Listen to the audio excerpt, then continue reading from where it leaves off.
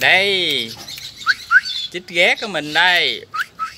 Mấy bạn hỏi mình có chích ghé dạng không, thì mình nói là mình không có chích ghé nhát nha.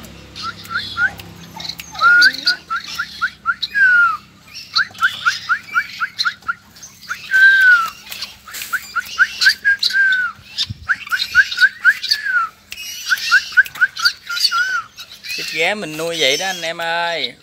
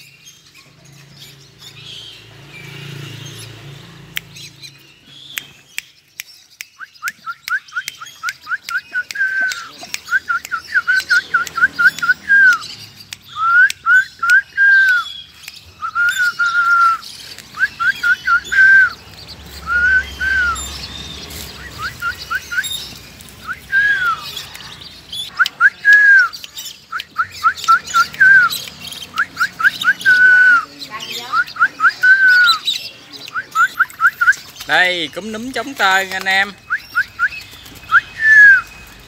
Đây con nữa, 2 con cúm núm chống tơ, 1 con cúm núm mái.